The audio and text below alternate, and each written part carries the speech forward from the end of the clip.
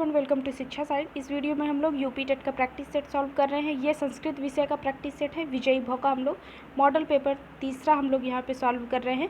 अगर इसके पहले के दोनों वीडियो आपको देखना है तो आप हमारे चैनल के प्लेलिस्ट में जाके देख सकते हैं या डिस्क्रिप्शन बॉक्स में इसका लिंक दिया गया है, आप वहाँ से भी देख सकेंगे।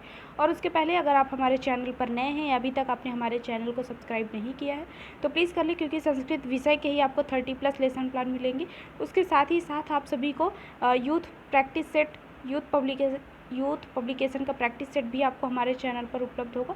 तो आप लोग चैनल को जरूर सब्सक्राइब करें, उसके साथ ही बेल आइकन को जरूर प्रेस करें। तो चलिए संस्कृत विषय का हम लोग स्टार्ट करते हैं। और पहला आपको प्रश्न है, बाह्य प्रयत्न के कितने भेद हैं? 5, 4, 7 और 11। तो बाह्य प्रयत्न की बात कर रहे हैं, कितने भेद होंगे? तो सबसे पहले आपको कौन कौन से प्रकार हैं, कितने भेद हैं, ये आपको पता होने चाहिए। तो विवार, संवार, श्वास, नाद, घोष, अघोष, अल्पप्राण, महाप्राण, उदात्त, अनुदात्त, स्वरित, ये सभी जो होते हैं ये बाह्य प्रयत्न होंगे। तो बाह्य प्रयत्न जो होते हैं वो 11 प्रकार के होंगे। विवार, संवार, श्वास, नाद, घोष, अघोष, अल्पप्राण, महाप्राण, उदात्त, अनुदात्त और स्वरित। और इन सभी के बारे में अगले हम लोग मॉडल पेपर में जैसे जैसे प्रश्न आते जाएंगे वैसे हम लोग इसको पढ़ते जाएंगे। तो इस प्रश्न के लिए आपका डी ऑप्शन सही है, 11 होते हैं बाह्य प्रयत्न के भेद। अगला है, अंगा का उच्चारण स्थान होगा दंत, कंठ, नासिका या कंठ प्लस नासिका। तो ये उच्चारण स्थान के लिए जो सूत्र दिए गए हैं उसे आपको याद होने चाहिए। और जैसे का वर्ग के लिए अगर पूछा जाए तो का वर्ग में जो पांचों शब्द हैं उन सभी के लिए अकुह विसर्जनीय नाम कंठा ये हो जाता है। तो अकुह में का जो होगा वो का वर्ग में आने वाले पांचों शब्द के लिए है। तो कंठ और अंगा के लिए होता है नासिका, जो अंतिम वर्ण होते हैं पांचों वर्ग के वो नासिका से बोले जाते हैं, उनका उच्चारण स्थान नासिका से होगा। तो यहाँ के लिए डी ऑप्शन आपका करेक्ट आंसर है। अगला है, एच प्रत्याहार में वर्ण होते हैं ए, ओ, ऐ और औ। तो इसमें आपको बताना है कौन सा यहाँ पे सही है। तो ए ऑप्शन ही आपका करेक्ट हो जाएगा।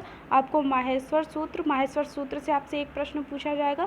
उसके साथ ही प्रत्याहार से पूछा जाएगा कि कौन से प्रत्याहार के अंतर्गत कौन कौन से वर्ण आते हैं, ये ऐसा करके पूछ लेते हैं। तो 2 प्रश्न आपके माहेश्वर सूत्र और प्रत्याहार से बन सकता है। तो आप लोग माहेश्वर सूत्र, प्रत्याहार ये सभी अच्छे से तैयार कर लें। अगला प्रश्न है, दिगंबरा का संधि विच्छेद है दिक्धन अंबरा।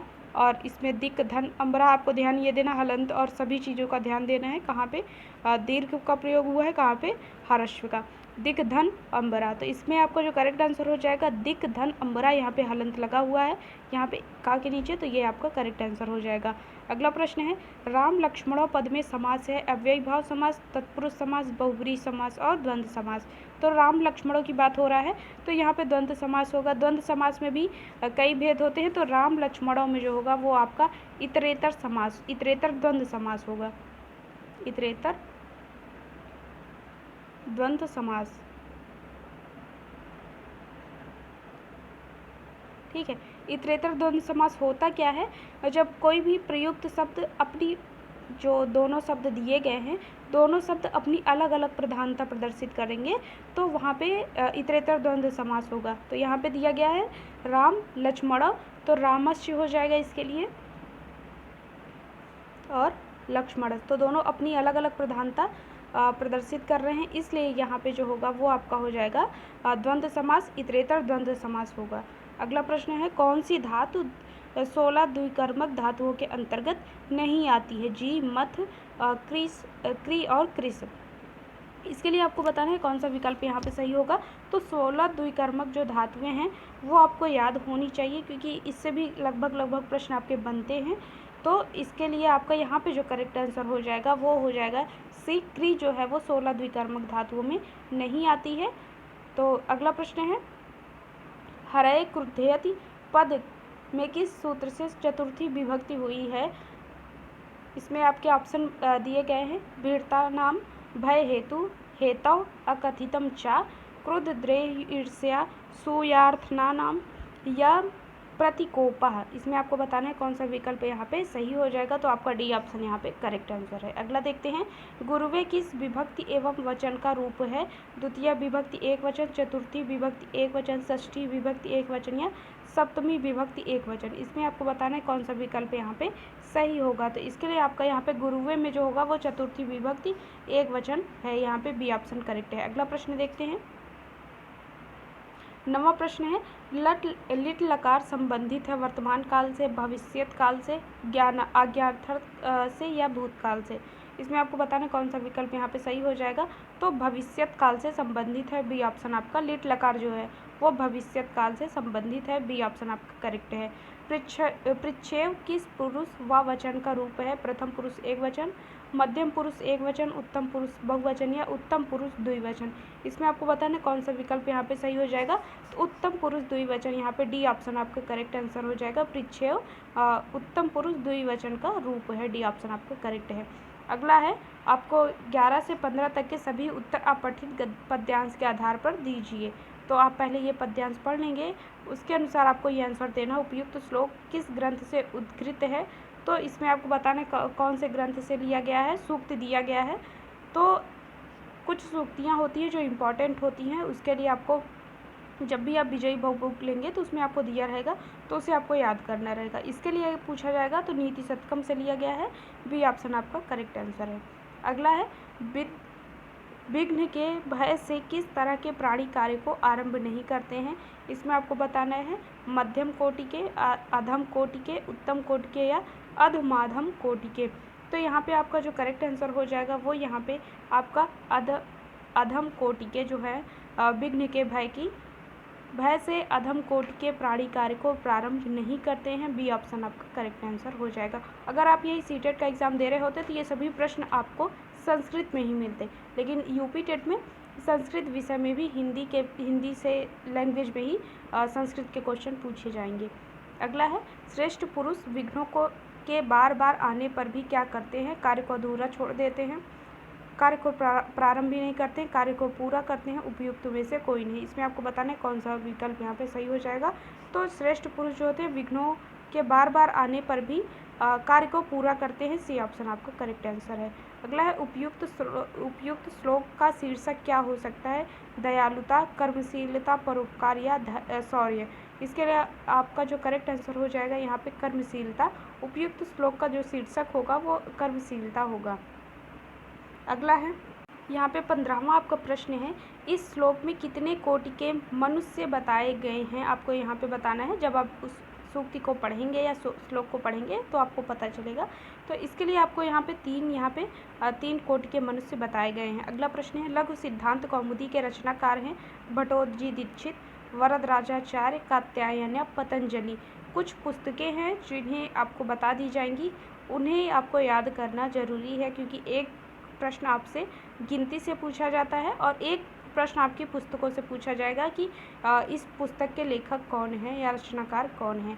इस 16वीं के लिए अगर बात करें तो 16वीं के लिए लघु सिद्धांत कौमुदी के रचनाकार जो है वो वरदराजाचार्य जी हैं। यहाँ पे बी ऑप्शन आपका करेक्ट आंसर है। पठ धातु में श्रुति प्रत्यय लगाने पर रूप बनेगा, तो ये पठिता, पठन, पठित्वा या पठिता। तो यहाँ पे आपका जो 17वीं के लिए हो जाएगा पठन, आपका बी ऑप्शन करेक्ट आंसर होगा। अगला है, त्वया पत्रम लिख्यते कर्मवाच्य को कर्तृवाच्य में परिवर्तित करना है। तो सबसे पहले आपको 211 आपको याद होना चाहिए। 2 वचन आपका कर्ता होगा और उसके बाद एक वचन और एक वचन यहाँ पे। तो इसके लिए 18वें की बात करें तो कौन सा ऑप्शन आपका सही हो जाएगा, आप लोग मुझे बताएं। और 18वें के लिए अगर करेक्ट आंसर की बात करें तो त्वम पत्रम लिखस, यहाँ पे डी ऑप्शन आपका करेक्ट आंसर है। अगला है, मेरे साथ मेरा मित्र विद्यालय जाता है, इसका अनुवाद होगा। इसके लिए आपका जो करेक्ट आंसर हो जाएगा यहाँ पे इसके लिए आपका जो करेक्ट आंसर होगा मया सह मम मित्रम विद्यालयम गच्छत, यहाँ पे आपका बी ऑप्शन करेक्ट आंसर है। अगला देखते हैं, सिद्धया सिद्धयो समो भूत्वा समत्वम योग उच्यते। यह सूक्ति कहाँ से उद्धृत है? महाभारत से, रामायण से, गीता से या पुराण से। तो एक प्रश्न आपसे सूक्ति से भी पूछा जाएगा और 20वें के लिए आपका जो करेक्ट आंसर हो जाएगा गीता से लिया गया है, सी ऑप्शन आपको करेक्ट आंसर है। अगला है, कोयल, कबूतर, चिड़िया को क्रमशः संस्कृत में कहते हैं। आपको बताना है कोयल को क्या कहेंगे, कबूतर को और चिड़िया को। तो इसके लिए आपका जो करेक्ट आंसर हो जाएगा यहाँ पे परभृता, परावता और चटका। चिड़िया को चटका बोलेंगे, तो आप लोग चिड़िया से ही पता लगा सकते हैं बी और सी में। यहाँ पे जो आपका करेक्ट आंसर है वो आपका सी है, परविता जो है वो कोयल को बोलते हैं, कबूतर को परावता और चिड़िया को चटका बोलेंगे। तो सी ऑप्शन आपका करेक्ट आंसर है। संस्कृत में लकार कितने हैं ये आपको बताना है। तो यहाँ पे आपके संस्कृत में जो लकार होते हैं वो 10 होते हैं। सी ऑप्शन आपका करेक्ट आंसर है। अगला प्रश्न देखते हैं। सरस्वती का पर्यायवाची शब्द है ब्राह्मी, गिह, विद्यात्री या उपयुक्त सभी। तो 23वें के लिए आपको बताना है। तो यहाँ पे आपका डी ऑप्शन करेक्ट हो जाएगा, क्योंकि सरस्वती को ब्राह्मी भी बोलेंगे, गिह भी बोलेंगे और विद्यात्री भी बोलेंगे। सी ऑप्शन इसमें, इसलिए आपका यहाँ पे डी ऑप्शन करेक्ट आंसर हो जाएगा, उपयुक्त सभी। अगला है, इस संख्या को क्या बोलेंगे आपको बताना है यहाँ पे। और प्रयुक्तम, लक्षम, नियुक्तम या सहस्त्रम। तो 24वें के लिए आपका जो करेक्ट आंसर हो जाएगा वो यहाँ पे लक्षम हो जाएगा। बी ऑप्शन आपका करेक्ट आंसर है।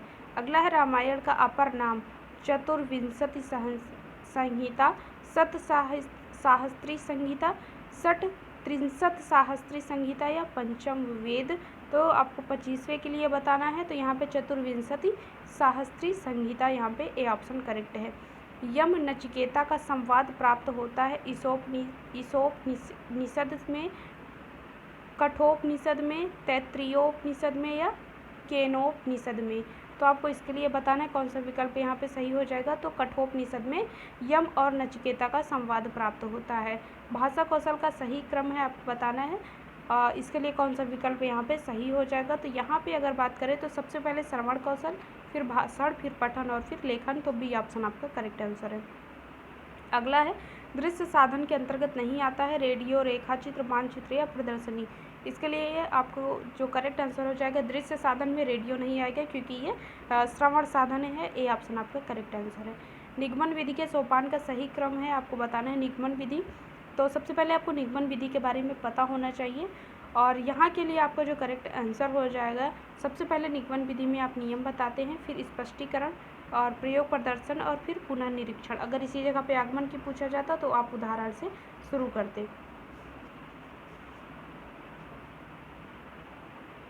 तो यहाँ पे इसके लिए, इस क्वेश्चन के लिए 29वें के लिए आपका ए ऑप्शन करेक्ट है, क्योंकि नियम से आप स्टार्ट करेंगे। अगला है, थॉर्नडाइक का अधिगम सिद्धांत है उद्दीपक अनुक्रिया सिद्धांत, संबद्ध प्रतिक्रिया सिद्धांत, पुनर्वलन का सिद्धांत है, सक्रिय अनुबंधन का सिद्धांत है। तो यहाँ के लिए आपका थॉर्नडाइक का अधिगम का जो सिद्धांत है वो उद्दीपक अनुक्रिया सिद्धांत है। 30वें के लिए आपका ए ऑप्शन करेक्ट है। और ये यहाँ पे आपके 30 क्वेश्चन समाप्त होते हैं। आप लोग मुझे अपना स्कोर ज़रूर बताएं कि आपके कितने क्वेश्चन के लगभग सही हो रहे हैं।